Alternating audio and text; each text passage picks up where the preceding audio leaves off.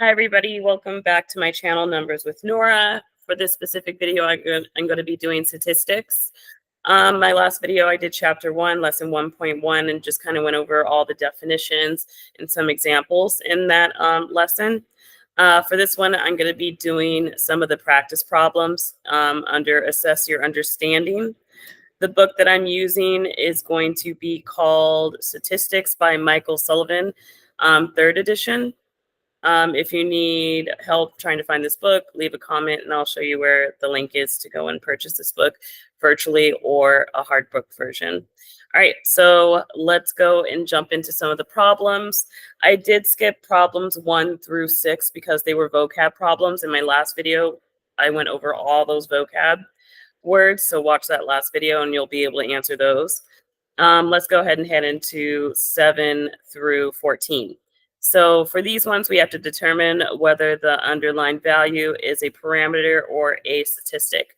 So remember in my last video when we went over definitions, a parameter is going to be like all or everybody, and then a statistic is just going to be like a sample size, okay? So I'm only going to do all the evens because the back of the book has the odds. So let's go ahead and look at number 8, okay? So number 8 is a calculus exam. The average score for a class of 28 students taking a calculus midterm exam was 72%. So usually when they give you an exact number like that, it's usually going to be like a statistic, okay? And we didn't do like all students all over the nation. It was just 28 students, okay? So that's one's going to be a statistic. Let's go to 10. For 10, in a national survey on substance abuse, 9.6% of respondents aged 12 to 17 reported using illicit drugs within the past month. Okay. So for this one, since they did do a nationwide survey, that's like all the nation, everybody, it's going to be a parameter. So because it's like including everybody. Okay. So that's going to be P for parameter. All right, and then 12 moonwalkers. Only 12 men have walked on the moon. The average time these men spent on the moon was 43.92 hours. Since only 12 men walked on the moon, and assuming that we're only counting anybody who's ever walked on the moon, we're going to use a parameter because they're including all the men that ever walked on the moon. Okay. All right, and then 14 interviews of 100 adults 18 years of age or older conducted nationwide found that 44%. So again, they only sat there and did 100 adults nationwide. That's not my parameter. My parameter is all, okay? It's only statistic because I only have a portion of it. So this one's going to be a statistic, right? So let's go ahead and move on from questions 15 to 22. This one's classify the variable as qualitative or quantitative. So again, in my past video, I sat there and did all those vocab words. Qualitative is going to be a characteristic, and quantitative is going to be something you can count, okay, or a number you can count. So again, I'm only going to do all the even ones. So 16, number of siblings. You're able to count how many siblings you have, so that one is going to be quantitative, okay? I'm just going to put Q in for quantitative, okay? And then qualitative, I'll put QL. For 18, number of football player jersey, the number on a football player's jersey. So the number on a football player's jersey, even though it's a number, it's still a characteristic. Okay, we're not doing any kind of math or calculations with those numbers on the back of their jersey. It's just like kind of identifying who they are. So this is going to be qualitative. So I'll put QL for qualitative, right? And then 20, assessed value of a house. The assessed value of a house is going to be quantitative, okay? That's a number or the value of something, okay? In numbers, how much it is.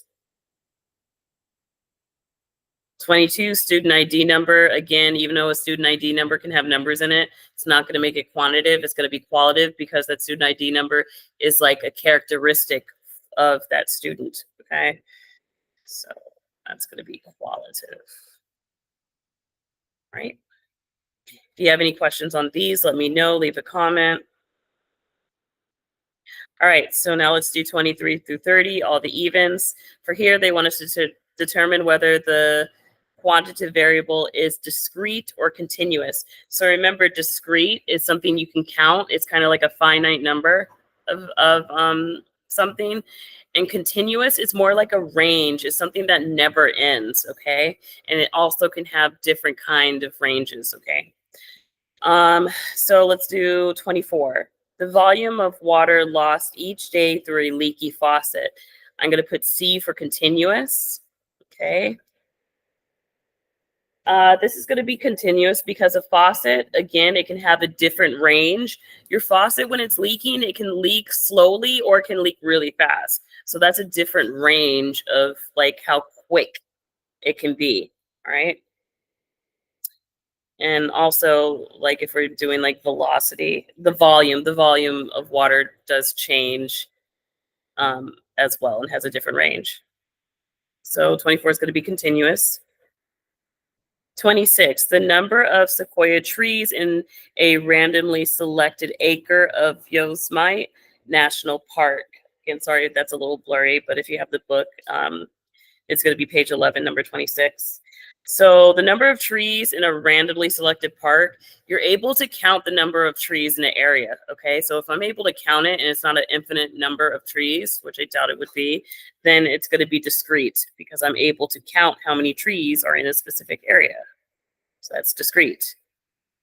For 28, internet connection speed in kilobytes per second, all right? So since this is kilobytes per second, yeah, I'm able to count that, but again, it can take on smaller or bigger ranges of these kilobytes. I can sit there and cut down a kilobyte to be something smaller, or I could sit there and make it bigger.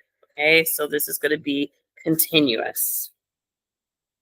The last one, 30, air pressure in pounds per square inch in an automobile tire. Again, this is going to be continuous because it can take on any value within a certain range. Okay, that pressure can change. It can go up or it can go down. All right, and I can take in any range of that. It's a wide range of something. So that's going to be continuous. If you have any questions on that, please leave a comment. Let me know. So problems 31 through 38 determine the level of measurement of each variable. Okay, so again, in my first video, I went over the different levels of measurements of a variable. We're going to have nominal, ordinal, interval, and ratio. And I described what each of those were. Okay, so watch that video if you don't know what I'm talking about. So let's go ahead and start. Again, I'm only going to do the even one. So let's do 32. Movie ratings of 1 star through 5 stars. Okay. So remember, when I'm sitting there rating something, okay, it's going to be ordinal. Okay. I'll put O for ordinal. Right. Because it's going to be an ordinal level of measure. Right. Because with our ordinal level of measure, we're able to put things in rank. So 34, year of birth of college student. For this one, it's going to be a interval, all right? Because it's a variable has properties of an ordinal, but you're able to like add and subtract those numbers or add to it or subtract from that variable, then it's going to be kind of like an interval kind of thing. And again, I explained this in my first video. So I'll put I for interval. Oops, sorry, that was 34. Because the year of birth of a college student, you can subtract or add to that year. All right, so 36, eye color. Eye color is just a characteristic or a variable, and you can't really rank it. So something that you can't rank, that's just going to be a nominal. I'll put N for nominal. I'll put a capital N. Okay. Oops, sorry. I think I can make that look a little bit better. So N for nominal.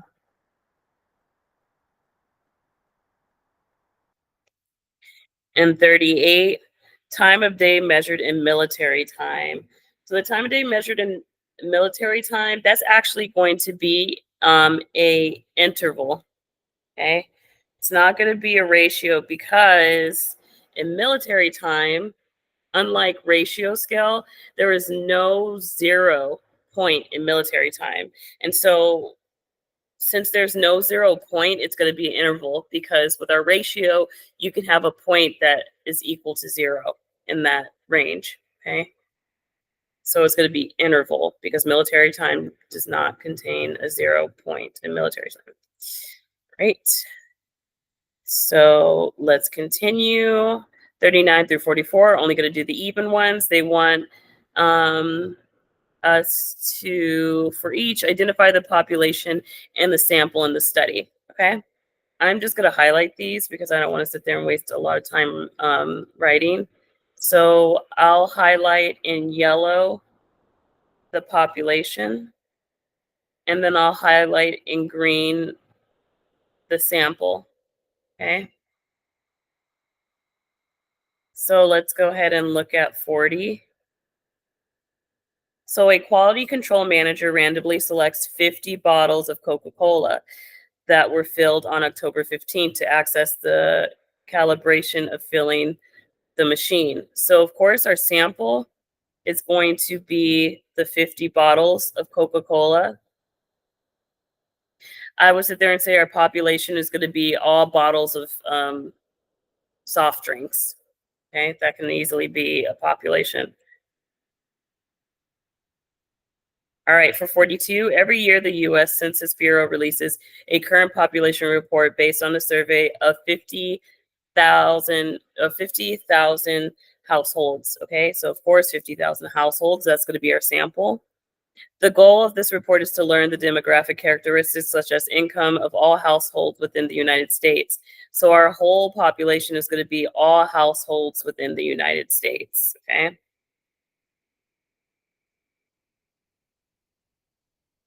Then for 44,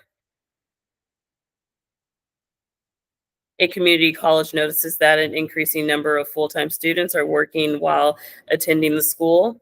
The administration randomly selects 128 students right off the bat. You know that's going to be your sample, and ask how many hours per week each works. So we know 128 students is our sample size. Now, community college knows that increasing number of full-time students. So if they wanted to sit there and increase their study from a sample size, they would sit there and have to put into account all full-time students at community colleges. That's how I explain my whole population, right? There are some other practice problems on here. If you want to see other practice problems like 45 and on, leave a comment and I have no problem doing it or putting in the answer or putting in step-by-step how I got it in the comments below. Okay. And yeah, if you have any questions, just let me know. Here to help you guys. Thanks.